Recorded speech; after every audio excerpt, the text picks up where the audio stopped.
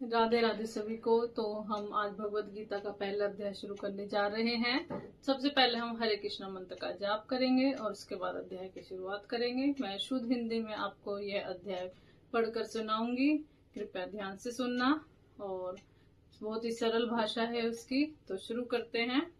हरे कृष्णा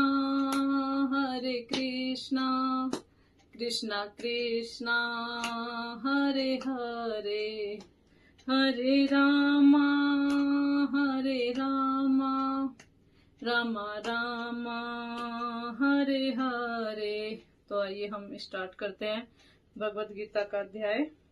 हरे कृष्णा। श्री परमात्मा ने नमः।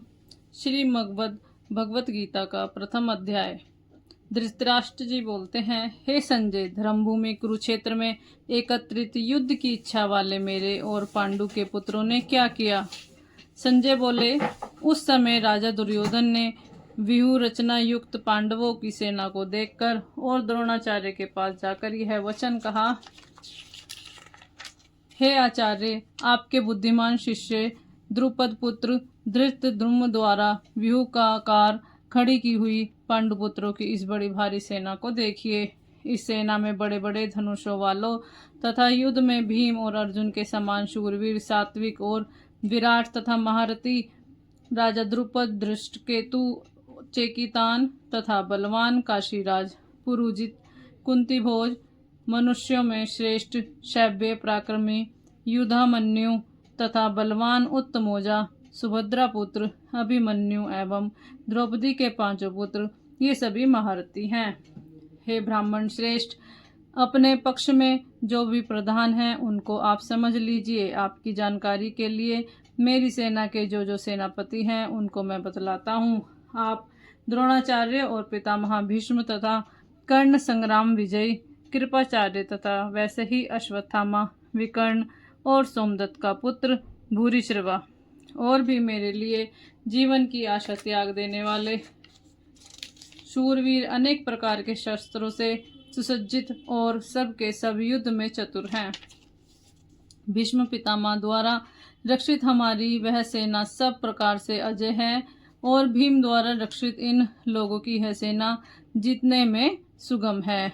इसलिए सब मोर्चों पर अपनी अपनी जगह स्थित रहते हुए आप लोग सभी निसंदेह भीष्म पितामह की ही सब ओर से रक्षा करें। कौरवों में वृद्ध बड़े प्रतापी पितामह भीष्म ने उस दुर्योधन के हृदय में हर्ष उत्पन्न करते हुए उच्च स्वर से सिंह की दहाड़ के समान गरज कर शंख बजाया। इसके पश्चात शंख और नगारे और ढोल, मृदंग और नरसिंह आदि बाजे एक साथ ही बज उठे। उनका वह शब्द बड़ा भयंकर हुआ। इसके अनंतर सफेद घोड़ों से युक्त उत्तम रथ में बैठे हुए श्री कृष्ण महाराज और अर्जुन ने भी अलौकिक शंख बजाए। श्री कृष्ण महाराज ने पांचजन्य मानक, अर्जुन ने देवदत्त नामक और भयानक कर्म वाले भीमसेन ने पौंड्र नामक महाशंख बजाया। कुंती पुत्र राजा युधिष्ठिर ने अंत विजय नामक और नकुल तथा सहदेव ने सुघोष और मणिपुष्प नामक शंख बजाए। श्रेष्ठ धनुष वाले काशीराज और महारथी शिखंडी एवं दृष्ट धूम्र तथा राजा विराट और अजय सात्विक राजा द्रुपद एवं द्रौपदी के पांच पुत्र और बड़ी भुजा वाले सुभद्रा पुत्र अभिमन्यु, इन सभी ने हे राजन सब ओर से अलग अलग शंख बजाए और उन भयानक शब्द ने आकाश और पृथ्वी को भी गुंजाते हुए धृतराष्ट्र के अर्थात आपके पक्ष वाले के हृदय में विदीर्ण कर दिए। अर्जुन बोले, हे राजन, इसके बाद कपिध्वज अर्जुन ने मोर्चा बांधकर डटे हुए धृतराष्ट्र संबंधियों को देखकर उस शस्त्र चलने की तैयारी के समय धनुष उठाकर ऋषिकेश श्री कृष्ण महाराज से यह वचन कहा, हे अच्युत, मेरे रथ के दोनों सेनाओं के बीच में खड़ा कीजिए और जब तक कि मैं युद्ध क्षेत्र में डटे हुए युद्ध के अभिलाषी इन विपक्षी योद्धाओं को भली प्रकार से देख लूं, इस युद्ध व्यापार में किन किन के साथ युद्ध करने के योग्य है, तब तक उसे खड़ा रखिए। दुर्बुद्धि दुर्योधन का युद्ध में हित चाहने वाले जो ये राजलोग इस सेना में आए, इन युद्ध करने वालों में मैं देखूंगा।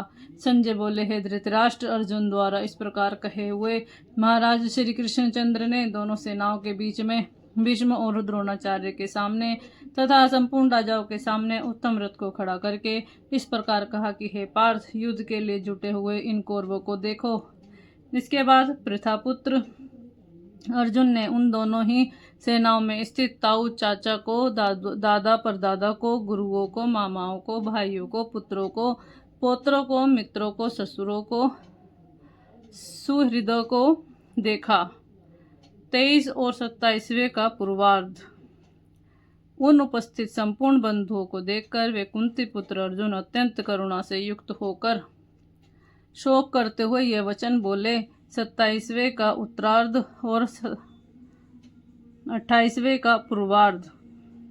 अर्जुन बोले, हे कृष्ण, युद्ध क्षेत्र में डटे हुए युद्ध के अभिलाषी इस स्वजन समुदाय को देखकर मेरे अंग शिथिल हुए जा रहे हैं और मेरा मुख सूखा जा रहा है। मेरे शरीर में कम्मे एवं रोमांच हो रहा है। हाथ से गांडीव धनुष गिर रहा है।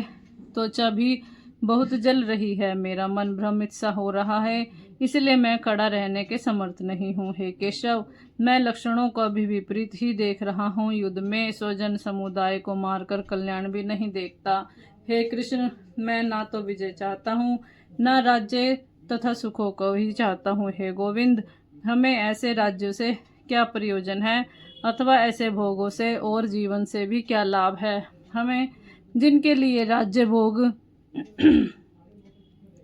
और सुखादि अभिष्ट हैं, वे ही ये सब धन और जीवन की आशा को त्याग कर युद्ध में खड़े हैं।